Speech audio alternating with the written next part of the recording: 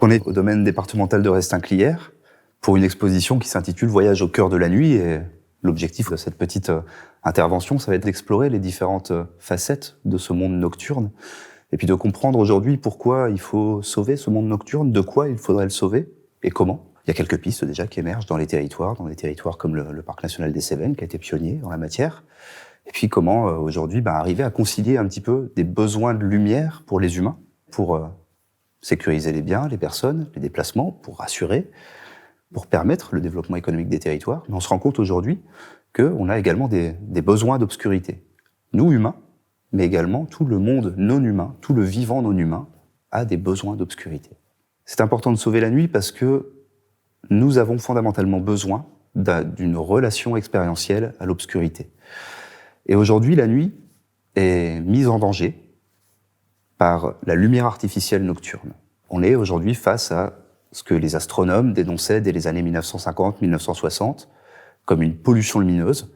Et puis aujourd'hui, on a les écologues, les médecins, chronobiologistes, qui nous disent qu'effectivement, la lumière artificielle vient éroder l'obscurité, et qu'en fait, l'obscurité devient une ressource, quelque chose qui devient rare et qu'il faut préserver. Et cette obscurité, elle n'est présente naturellement que durant la nuit. Donc sauver la nuit, en fait, c'est sauver l'obscurité, sauver nos besoins d'obscurité, nos besoins humains et les besoins non humains. Nos sociétés se sont rendues complètement dépendantes de la lumière artificielle, mais moi-même qui suis astronome amateur, par exemple, quand je me rends sur un site d'observation pour observer les étoiles, qu'est-ce que je fais? J'allume les phares de ma voiture. Donc ça montre bien qu'on a besoin de la lumière pour sécuriser les déplacements, voir et être vu, pour embellir la ville, la mettre en valeur, l'esthétisme architectural et urbain. Moi aussi, je suis utilisateur des services nocturnes urbains, et quand je vais boire un verre avec des amis, j'aime pouvoir me balader dans une ville qui n'est pas dans le noir, je puisse regarder un petit peu les bâtiments mis en valeur. Et puis, on a un besoin de sécurité urbaine. On se rend compte aujourd'hui qu'il n'y a pas un lien direct entre quantité de lumière et statistiques sécuritaires, mais il y a des liens entre lumière, façon d'éclairer et sentiment de sécurité des personnes dans l'espace public. On est en ce moment sous couvre-feu, et on se rend compte qu'on a quand même une envie, un besoin d'investir les espaces publics le soir, la nuit. Et ça se fait aussi grâce à la lumière. Donc on est dans des sociétés qui ont besoin de lumière. Ça, c'est indéniable. Concilier les besoins de nuit, les besoins d'obscurité et les besoins de lumière, d'un autre côté, c'est une chose qui n'est pas facile. C'est vraiment le rôle aujourd'hui de l'aménagement du territoire, d'arriver à trouver ce compromis d'aménagement entre deux besoins qui sont, à première vue, antagonistes. Mais en fait, souvent, on peut commencer par se poser la question, cette lumière artificielle, est-ce que j'en ai besoin durant toute la nuit? Est-ce que j'en ai besoin durant toute l'année? Est-ce que je n'ai pas des enjeux écologiques sur mon territoire, par exemple la présence d'arbres fruitiers qui nécessitent la pollinisation par des insectes pollinisateurs? Et donc on pourrait réfléchir à un petit peu diminuer, voire éteindre la lumière au moment où les insectes pollinisateurs sont en pleine activité. Cette idée de trouver le bon dosage entre l'obscurité et la lumière artificielle, elle est projetée dans ce qu'on appelle, un terme technique, un nouveau référentiel d'action, qui est l'éclairé juste. Alors l'éclairé juste, effectivement, l'éclairé juste de l'astronome ne va pas être l'éclairé juste du noctambule en plein centre-ville de Montpellier ou de Toulouse ou de Paris. Donc c'est là où c'est compliqué, c'est qu'il faut aller dans la finesse des territoires, il faut aller travailler un petit peu dans l'épaisseur historique, sociale des territoires pour comprendre les usages des espaces nocturnes, les usages humains, et adapter au mieux les horaires d'allumage, d'extinction, de l'éclairage, les quantités de lumière qu'on projette dans l'espace public. Mais dans ces usages, on essaye aujourd'hui de faire rentrer les usages des non-humains. Et c'est là toute la difficulté. C'est qu'on essaye de considérer les usages nocturnes de l'espace pour les chiroptères, les chauves-souris, pour les insectes, pour toute la faune et la flore qui ont aussi un usage de l'espace nocturne. Le bon fonctionnement de leur usage de l'espace nocturne dépend plutôt d'une qualité d'obscurité, d'une présence d'obscurité, et pas d'une présence de lumière. Donc c'est là où c'est antagoniste. On a jusqu'à présent surestimé les bienfaits de la lumière parce qu'on ne connaissait pas ses coûts, on ne connaissait pas ses effets négatifs. Donc forcément, on ne voyait en la lumière qu'un objet positif, un objet puissant pour l'aménagement du territoire, et qui n'avait que des bénéfices. En plus, ça renvoie à toute la mythologie progressiste du siècle des Lumières, du savoir, contre l'obscurantisme. L'obscurité, c'est l'obscurantisme dans la mythologie occidentale. Et puis aujourd'hui arrivent des astronomes, puis des écologues, puis des médecins qui nous disent Ah non, la lumière n'est pas que bénéfice. La lumière, elle a aussi des coûts économiques qu'on connaît. Pour les communes, plus de 40% de leur budget électricité va dans l'éclairage. Mais elle a aussi des coûts socio-culturels, écologiques et sanitaires. Et donc, là où on avait sous-estimé les besoins d'obscurité, par faute de connaissances scientifiques et de considération, il faut aujourd'hui rééquilibrer la balance et se dire, bon, il faut revoir nos besoins de lumière, revoir la quantité de lumière dont on a besoin dans les espaces. Est-ce qu'on a besoin pour faire circuler des voitures qui sont elles-mêmes dotées de leur propre source de lumière artificielle, les feux, les phares? Est-ce qu'on a besoin de mettre autant de lumière sur les grands axes urbains? Est-ce qu'on a besoin de laisser l'église dans un village éclairée toute la nuit pour la valoriser? On comprend l'envie de l'élu et l'envie d'une équipe municipale et l'envie même des habitants de valoriser leur patrimoine. Mais y a-t-il beaucoup de touristes dans tous les villages à 3 heures du matin qui vont aller regarder l'église éclairée, par exemple? Et est-ce qu'on ne peut pas aussi réhabiliter le patrimoine bâti dans sa mise en lumière naturelle, qui est la nuit, une mise en lumière avec les jeux de très faible lumière projetés par la Lune, par exemple? La lumière artificielle dans les territoires, elle est importante quand même. Il y a un attachement à cette lumière artificielle. C'est un service public aussi, il ne faut pas l'oublier. Donc il y a plein de territoires où vous coupez la lumière, c'est un service public en moins. La noblesse du rôle des élus et du politique, au sens très large, c'est justement de mettre en débat ce couple lumière artificielle-obscurité et de travailler finement dans des démarches participatives, dans des démarches avec les habitants, par exemple, OK, nous, on est équipe municipale. On a entendu parler de l'extinction et on pense que ce serait intéressant d'aller vers l'extinction. Mais déjà, on va vous expliquer pourquoi on éteint, pourquoi on a ce souhait d'éteindre. Ensuite, on peut discuter ensemble des horaires d'allumage et d'extinction. Est-ce qu'on considère que, ah ben oui, vous, madame, c'est vrai que vous êtes infirmière, donc vous embauchez assez tôt, et donc ça vous sécurise d'avoir un peu de lumière dans la commune quand vous sortez de chez vous le matin. Ah, puis il y a le terrain de pétanque. C'est un lieu de sociabilité important sur la commune. Le terrain de pétanque, on va peut-être pas le mettre dans le noir à 10 heures du soir au mois de juin ou au mois de juillet. Il faut avoir ces tolérances. L'enjeu, c'est bien de la conciliation. Si la seule volonté politique aujourd'hui, c'est de préserver la biodiversité, on sait ce qu'il faut faire. On sait que toutes les sources lumineuses, quelles qu'elles soient, quel que soit le type de lumière artificielle, ont un effet négatif sur le vivant. Donc, si on veut renaturer les milieux complètement, il faut enlever toute forme de lumière artificielle. Sauf que on a besoin de lumière, donc il faut arriver à concilier. Et donc, là, je pense que c'est vraiment intéressant pour un élu de créer des nouveaux espaces de discussion qui n'ont jamais existé, en fait. Jusqu'à présent, la présence ou l'absence d'éclairage public dans les espaces publics, elle n'était pas discutée. Parce qu'elle n'était pas discutable, presque, philosophiquement. C'était le progrès. On urbanisait un espace, on mettait de la lumière artificielle. Aujourd'hui, on se rend compte qu'on a le droit de discuter, en fait. Cette présence d'éclairage artificiel. On a le droit de discuter des horaires d'allumage, d'extinction, des types de sources, des types de lampes, des températures de couleurs. Ça peut être très technique. Mais il y a plein de villages aussi où l'enjeu, c'est aussi tout simplement de faire dire aux habitants quels sont leurs besoins de lumière et quels sont leurs besoins d'obscurité. Ça, on n'avait jamais demandé aux habitants les besoins de lumière. Quels sont vos besoins ? Et est-ce que vous avez besoin d'obscurité ? Est-ce que vous aimez aller vous balader autour de la commune ou autour de chez vous la nuit sans trop de lumière ? Les gens ont leur mot à dire.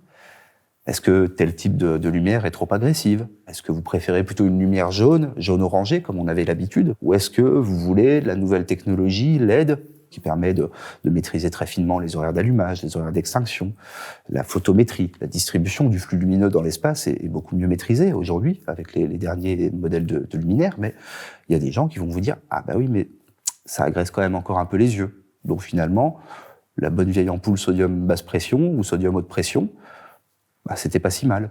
Et puis ça fait partie de l'identité du lieu, de l'identité nocturne de la commune. Ouais, c'est toutes ces questions qui peuvent être débattues aujourd'hui avec le citoyen. On a un petit peu tendance à naturaliser la nuit des espaces ruraux. Les espaces ruraux devraient être les grands protecteurs de l'obscurité, avec un peu l'idée derrière, protégeons la nuit dans les espaces ruraux pour que moi, petit urbain en manque d'obscurité et astronome amateur par exemple, je puisse venir chez vous pour retrouver une qualité de la nuit. Les territoires ruraux ont aussi le droit à l'éclairage et À l'inverse, les espaces urbains doivent aussi retrouver une certaine qualité d'obscurité, notamment si on s'intéresse à la problématique de la santé. Ce que nous disent les médecins chronobiologistes, c'est quoi? C'est que la lumière artificielle déstructure l'architecture de notre sommeil, inhibe la sécrétion de mélatonine, a des effets en cascade sur les risques d'obésité, sur les dépressions, potentiellement sur le démarrage de certains cancers. Et donc cette question sanitaire, elle se pose où? Elle se pose là où il y a beaucoup de gens sous beaucoup de lampadaires. Là, c'est la définition de la ville, peu ou prou. C'est pas dans les espaces ruraux, c'est pas dans les parcs naturels régionaux, ou dans les parcs nationaux, ou dans les aires d'adhésion des parcs nationaux, qu'on a véritablement des problèmes de suréclairage aujourd'hui. Mais d'une façon générale, même en fait, moi j'ai tendance à dire, il faut pas chercher à normaliser ce que devrait être l'obscurité dans les territoires. Parce que ce serait retomber dans le même mécanisme que ce qui nous a amené à cette problématique de la pollution lumineuse, qui est la normalisation de l'éclairage. On va dire la quantité de lumière qu'il faut mettre dans l'espace public en fonction du nombre de véhicules qui vont passer sur la voirie, en fonction de si vous êtes en agglomération, hors agglomération, etc., etc. Donc on est sur du zonage fonctionnaliste et on a normalisé les façons d'éclairer. On a dit, ça doit être éclairé comme ça parce que la fonction de l'espace ici est celle-là. Ne tombons pas dans le même piège en disant, aujourd'hui, on est dans un espace rural, donc forcément, la nuit doit être préservée, l'obscurité doit être préservée. À l'échelle globale, effectivement, ce qu'on se rend compte, c'est qu'on a une très forte inégalité entre pays du Nord et pays des Sud dans l'accès à l'énergie. Et donc, ça se retrouve sur cette fameuse image de la Terre vue de nuit que tout le monde connaît aujourd'hui. Mais quand on dit que la pollution lumineuse est un problème de portée globale, c'est pas que spatialement, géographiquement, il est global. C'est aussi qu'il touche à des problématiques diverses.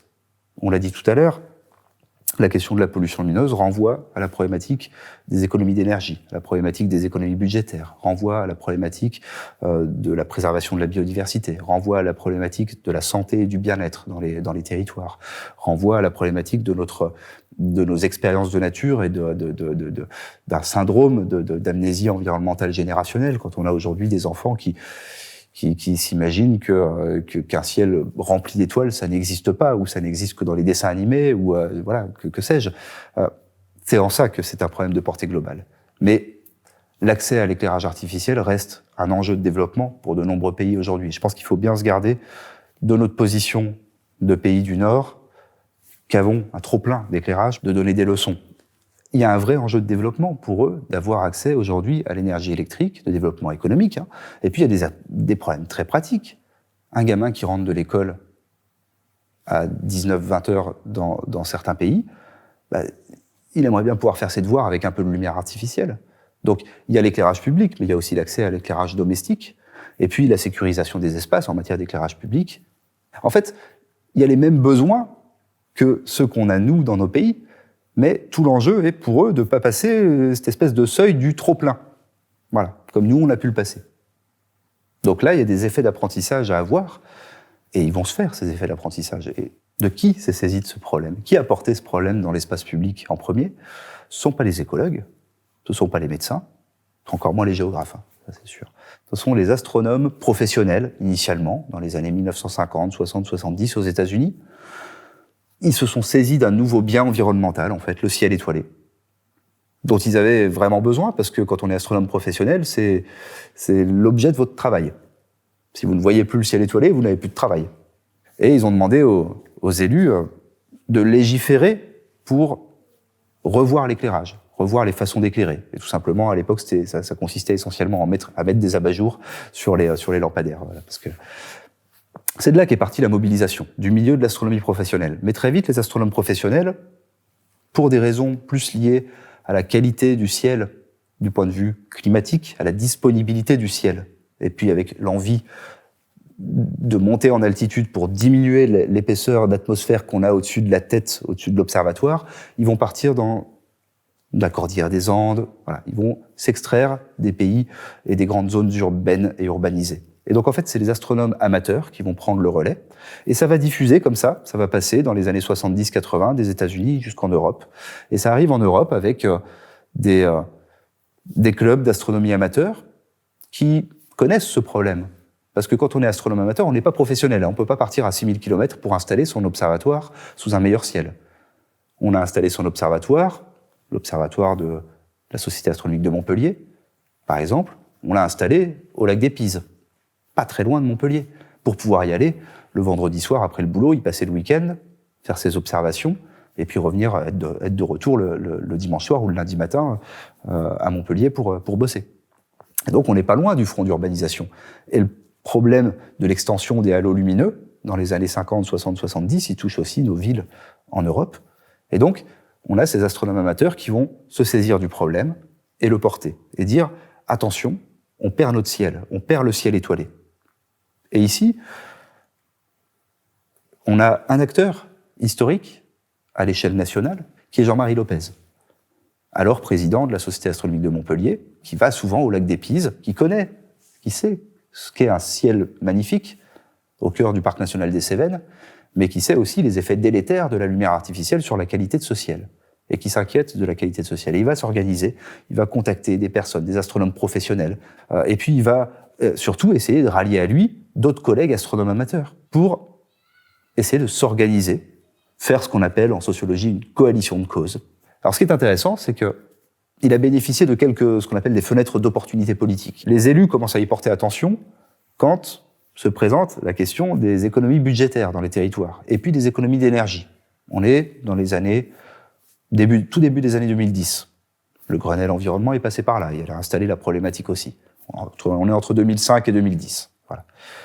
En 2015, et en ce moment, la deuxième fenêtre d'opportunité qui est saisie, c'est la question de la préservation de la biodiversité et de l'urgence à agir face à l'érosion de la biodiversité. D'aucuns parleraient d'effondrement, je parlerais d'érosion de la biodiversité.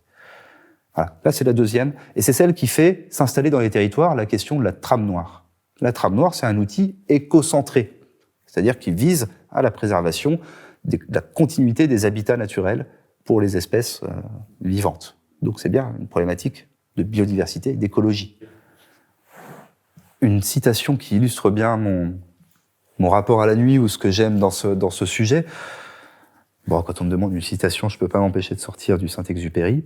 Je sais plus dans quel bouquin c'est, où il commence par décrire l'entrée dans la nuit, vue depuis le cockpit de l'avion. Il commence il y a les ombres qui s'allongent, il y a le relief qui sort, et puis peu à peu, il y a la lumière qui s'allume dans les fonds de vallée, qui marque la présence humaine. Et à la fin de ce premier paragraphe, il finit par « La nuit, cette demeure ». La nuit, cette demeure.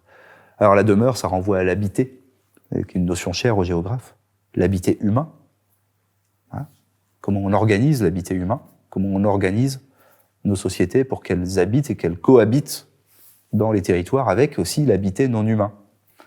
Et donc, l'habité humain nécessite un peu de lumière artificielle, et l'habité non humain, les territorialités ou les territoires des non-humains, nécessitent de l'obscurité. Donc en fait, toute la question dans la façon dont on équilibre les besoins de lumière artificielle et les besoins d'obscurité, c'est quelle place nous, humains, sommes prêts à faire dans nos territoires aux vivants non-humains parmi lesquels on évolue et avec lesquels on doit cohabiter, quoi.